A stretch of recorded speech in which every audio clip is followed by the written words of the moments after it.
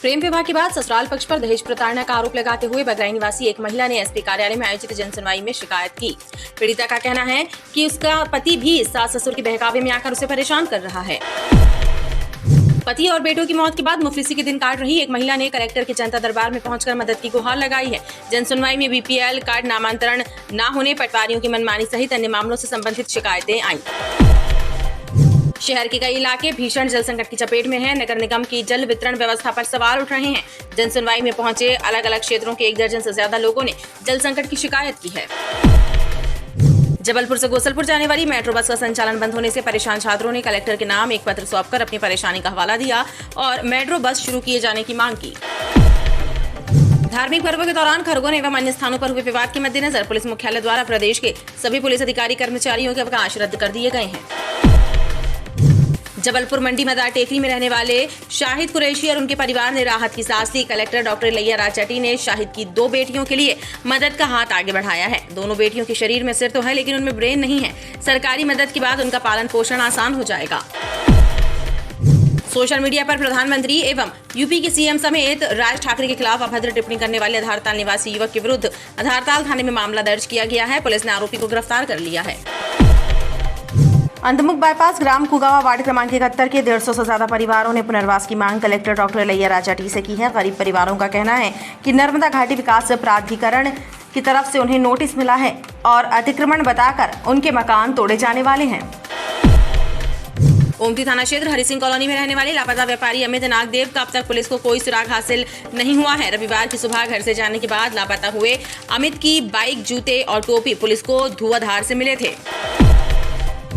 Civil line में पदस्थ एक महिला आरक्षक से दुष्कर्म किए जाने का मामला सामने आया है। महिला आरक्षक की शिकायत पर महिला थाने में आरोपी के खिलाफ एफआईआर दर्ज की गई है। महिला आरक्षक की फेसबुक के माध्यम से युवक से दोस्ती हुई थी। नमस्कार, स्वागत है आपका बीटीवी न्यूज में। आपके साथ मैं हूं सना और आइए खबरों की शुरुआत से पहले एक नजर डाल लेते हैं हेडलाइंस पर। प्रधानमंत्री एवं यूपी के सीएम और राज ठाकरे के खिलाफ अभद्र पोस्ट डालने वाले आरोपी को आधारताल पुलिस ने किया गिरफ्तार। फेसबुक पर दोस्ती करने के बाद शादी का झांसा देकर महिला आरक्षक से रेप, महिला थाने में एफआईआर दर्ज। फरार आरोपी की तलाश में जुटी पुलिस। प्रेम विवाह के बाद ससुराल पक्ष पर दहेज प्रताड़ना का आरोप लगाते हुए बगराई निवासी एक महिला ने एसपी कार्यालय में आयोजित जनसुनवाई में शिकायत दी है। पीड़िता का कहना है कि उसका पति भी सास ससुर के बहकावे में आकर उसे परेशान कर रहा है। एसपी कार्यालय में पति पत्नी विवाद, दहेज प्रताड़ना सहित थाना स्तर पर कार्यवाही न होने की शिकायतें प्रमुख रहीं। बगराई और कटनी से आई 2 महिलाओं प्रीति और सुमन ने भी ससुराल पक्ष पर प्रताड़ना का आरोप लगाते हुए कार्यवाही करने की मांग की। 2 महीने से घर से बाहर निकाल दिया है। बारिश पड़ रही थी, सास ने मारा है बहुत, हस्बैंड ने बहुत मारा है, मुक्के मारे हैं। दहेज के बारे में टॉर्चर करते, बहुत टॉर्चर करते, मारा है। लड़की कटनी के कटनी में सिलाई करते यहाँ जबलपुर ग्वारी घाट में अवसपुर। क्या नाम है पति का? विक्की नागदेव। आज यहीं आए हैं सर के पास, एसपी के पास। कल से सुनवाई नहीं हुई हम लोग की। सब जन्म प्रमाण पत्र नहीं दे रहे, खाता नहीं दे रहे, सब न्याय चाहिए। ग्राम बगरई से आई हूँ। क्या समस्या है? मेरे ससुराल वालों से परेशान हूँ मैं। किस प्रकार से समस्या है? मारने पीटने की धमकी देते हैं सर मेरे को। गोपाल उल्टी सीधी हरकत करते हैं मेरे साथ, हाथ पकड़ते हैं। ससुर है मेरे। कब शादी हुई थी? सर लगभग 1.5 साल पहले। सर मैं पुलिस अधीक्षक कार्यालय आई हूँ। सर मैं केस लगाना चाहती हूँ उनके ऊपर। वहीं जनसुनवाई में आए रत्नेश श्रीवास्तव ने होटल विजन पैलेस में कोरोना काल में शादी के लिए 2.5 लाख रुपए जमा कराए थे जो वापस नहीं मिले हैं। उन्होंने ओमती थाने में भी आवेदन दिया था लेकिन कोई कार्यवाही नहीं हुई। विजन पैलेस में अपनी शादी के लिए अपन ने कुछ अमाउंट जमा किया था, लगभग 2,60,000 रुपये, और उसी के लिए हम लोग ने आवेदन लगाया था।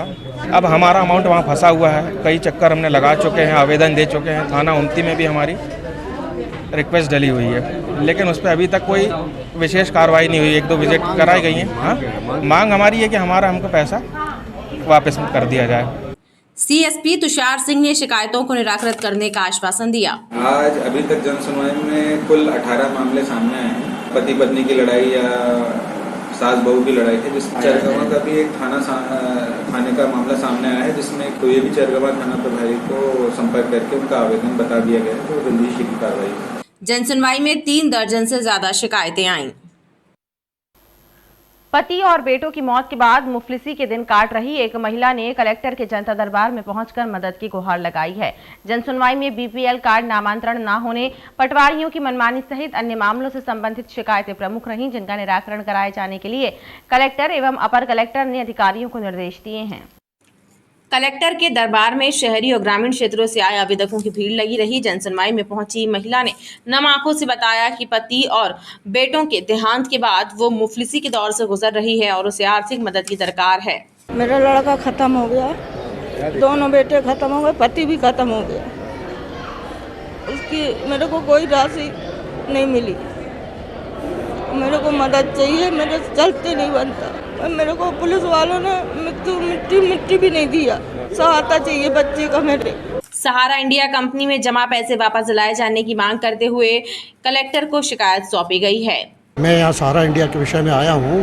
जो मेरी पत्नी के नाम पे जो सहारा इंडिया की मैच्योरिटी है जो पूर्ण हो चुकी है, और वो अब उन लोग ब्रांच वाले पैसा देने से मना करते हैं, कहते हैं कि जहाँ रिपोर्ट करना करिए, हम अभी नहीं दे सकते हैं। इसके मेरी फैमिली का होना है ऑपरेशन, उनको पैसों की बहुत ही सख्त आवश्यकता है और इसीलिए मैं कलेक्टर में साहब के पास में आया हूँ। राशन कार्ड गुमने सहित अन्य शिकायतें लेकर भी लोग जनसुनवाई में पहुंचे। सर, मेरा राशन कार्ड गुम गया है। मैं यहाँ बनवाने आया हूँ क्योंकि 4-5 महीने से नगर निगम वाले बोल रहे हैं कि कलेक्ट्रेट खाद्य विभाग बनाएगा। खाद्य विभाग वाले बोल रहे हैं एसडीएम साहब के पास जाइए। 5 महीने करीब हो गए मेरे भटक रहे हैं सर, राशन कार्ड बन नहीं रहा है। जनसुनवाई में प्रकरणों का त्वरित निराकरण करने के निर्देश कलेक्टर ने अधिकारियों को दिए हैं। शहर के कई इलाके भीषण जल संकट की चपेट में हैं। नगर निगम की जल वितरण व्यवस्था पर सवाल उठ रहे हैं। जनसुनवाई में पहुंचे अलग अलग क्षेत्रों के 1 दर्जन से ज्यादा लोगों ने जल संकट की शिकायत की। नगर निगम मुख्यालय में आयोजित साप्ताहिक जनसुनवाई में सप्ताह कुल 22 शिकायतें पहुंची, जिनमें अधिकांश शिकायतें जल विभाग एवं अतिक्रमण शाखा से संबंधित रहीं। कठौंदा एवं कटंगी रोड स्थित शारदा विहार कॉलोनी से आए लोगों ने बताया कि क्षेत्र में भीषण जल संकट व्याप्त है। लोग काम धंधा छोड़कर परिवार के लिए पानी का इंतजाम कर रहे हैं, लेकिन जिम्मेदार अधिकारी समस्या की तरफ ध्यान नहीं दे रहे हैं। कठौंदा से आए हैं, वार्ड नंबर 72। 20-25 दिन से हम लोग पानी की समस्या से बहुत जूझ रहे हैं। वहाँ पे हम लोगों के लिए कोई व्यवस्था नहीं हो रही है। न पानी का टैंकर आ रहा है और न पानी की कोई व्यवस्था है। आज हम लोग नगर निगम में आए हैं, पानी की समस्या का निदान हुए। मैं वार्ड नंबर 72 से आए हैं, कठौंदा से, शहीद अकरम स्कूल के पास। मेरे तो कम से कम 1 महीना से पानी जा रहा है। हमारी पूरी औरतें, बच्चे, हम तो ठेला वाले हैं, सब्जी भी नहीं लगा, वो ठेला में पानी भर ला रहे हैं रोज। जब बस कल हम परसों नर्मदा जी से पानी ला ठेला में ओके रखो, ऑटो में पानी बिल्कुल नहीं आ रहा। घर पे नगर निगम में आए हैं जनसुनवाई, वहाँ तो पानी बिल्कुल नहीं आ रहा और बड़ा हम इतने परेशान हैं। वहाँ पर पानी की समस्या शुरू से बनी हुई है और हम लोग को 5-6 साल हो गए इधर आते हुए। लाइन तो है ही नहीं उधर। वो लोग जब भी जाते कहते इधर पे पानी आएगा ही नहीं। 2 टंकी बनी है, दोनों नई अलग अलग बढ़ गई नई कॉलोनियों में। कहते जब तीसरी टंकी बनेगी जब देंगी, जब तक हम लोग प्यासे रहे। कितने लोगों की? 150 कॉलोनी में 150 लोग हैं कम से कम। इसी कड़ी में मंडी मदार टेकरी से आए एक परिवार ने अतिक्रमण की शिकायत की और रानी अवंतीबाई वार्ड स्थित रेवा कॉलोनी से आए लोगों ने बताया कि कॉलोनी में मूलभूत सुविधाओं का अभाव है। अधिकारी बिल्डर से दोस्ती निभा रहे हैं। हमारा मकान अरे आप सामने तो वो बिल्डिंग वाला है, पैसा वाला, तो उसने पुलिस को पैसा खिला के पटवारी नकली बोलवा के उसने लेटरिन बाथरूम बनवा लिया। हाँ, कहता है जा जो कुछ करना हो तो कर लेना हमारा। अब पुलिस पैसा खाए गई। हाँ, लेडीज पुलिस। हाँ, कहाँ पे रहते, कहाँ घर है? मदार टेकरी सिंधी कैम्प, इसमें सब लिखा सर। 67 वार्ड रानी अवंतीबाई वार्ड कहलाता है। उसमें रेवा विहार कॉलोनी स्थित है, जहां पर पूरी कॉलोनी की बसाहट हो चुकी है, मगर पानी निकलने के लिए कहीं भी जगह नहीं है किसी भी प्रकार से।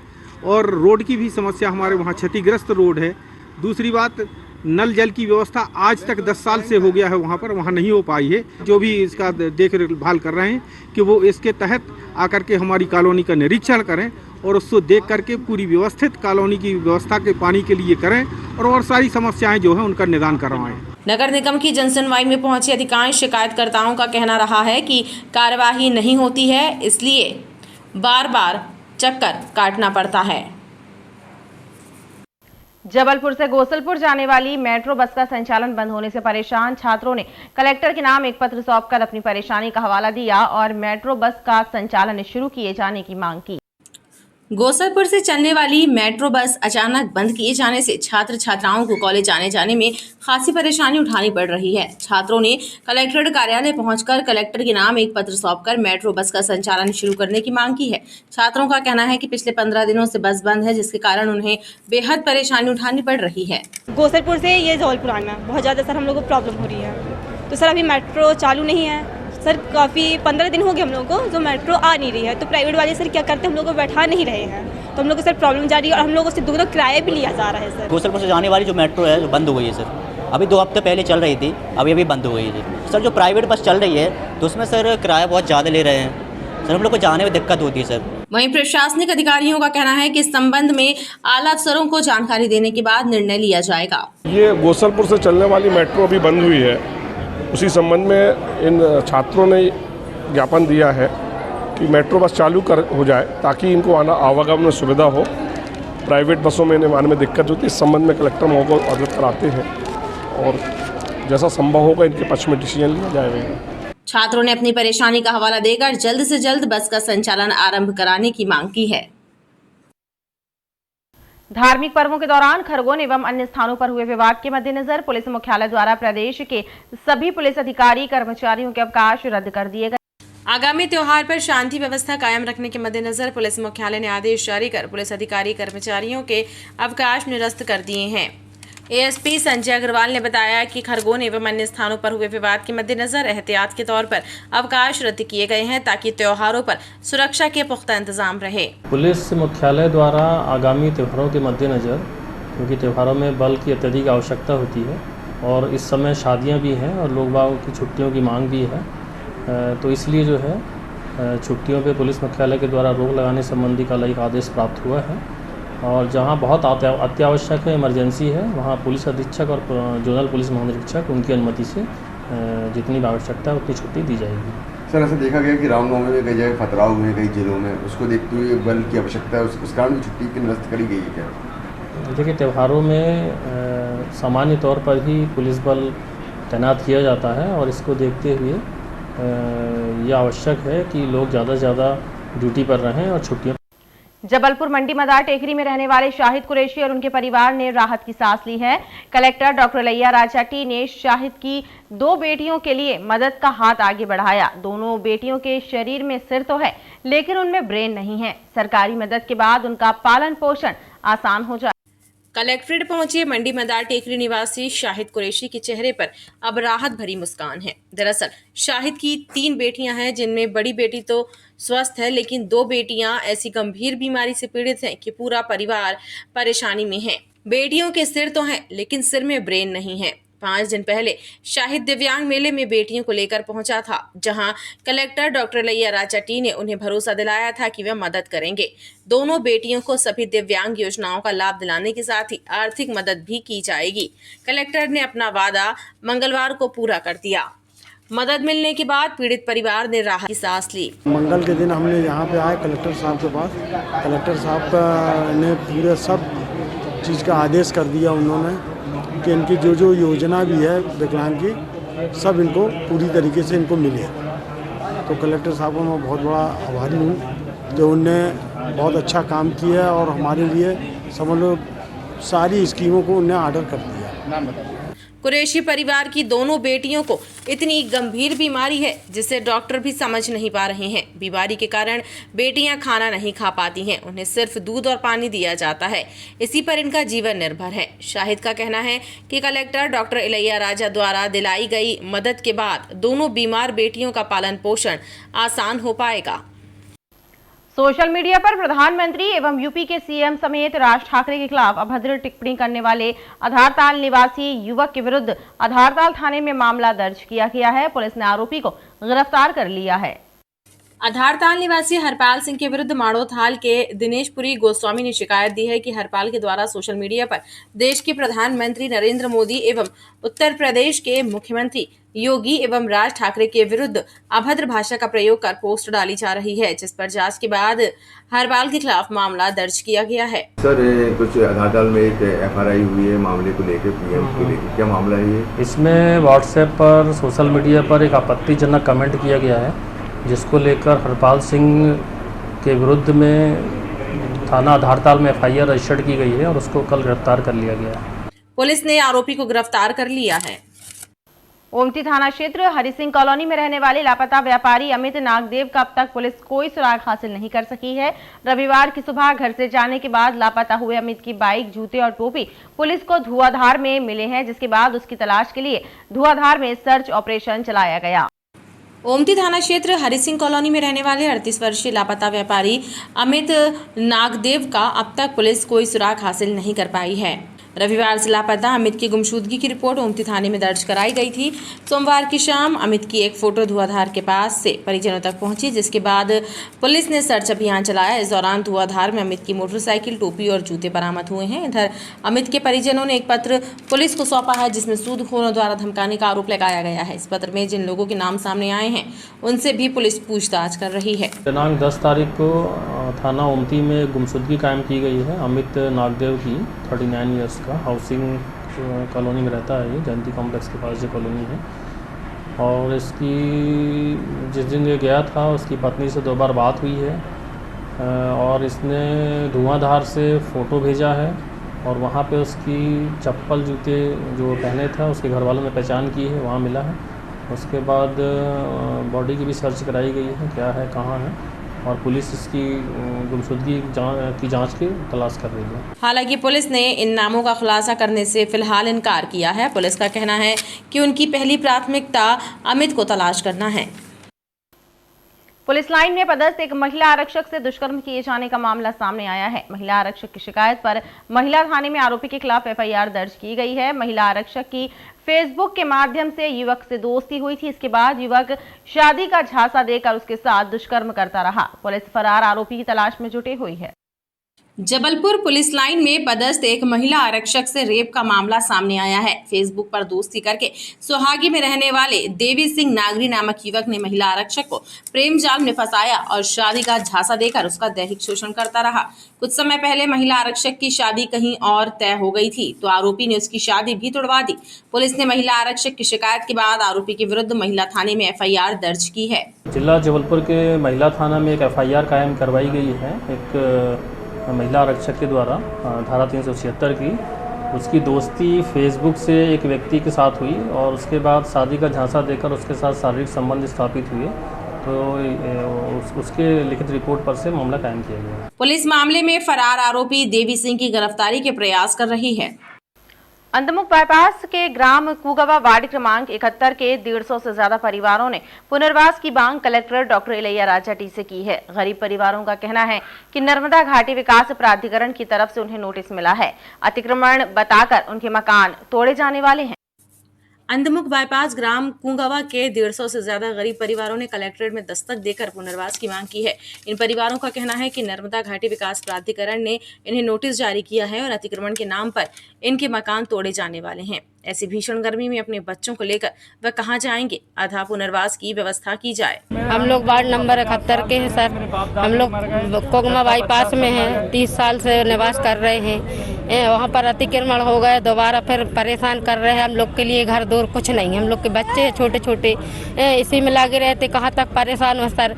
जैसे सबके लिए मतलब व्यवस्था की जा रही है, हम लोग सोचते कि हम लोग को भी थोड़ी थोड़ी सी जमीन और आवास योजना का लाभ दिया जाए। हम लोग कलेक्टर साहब के लिए आए हैं। हम लोग 30-40 वर्षों से ग्राम कुंगवा में निवास कर रहे हैं। हम लोग के मकान तोड़ दिए हैं। हम लोग को प्लाट दिया जाए, आवास योजना का लाभ दिया जाए। चाहते हैं कलेक्टर सर 10 मिनट के लिए हम लोग से मिले।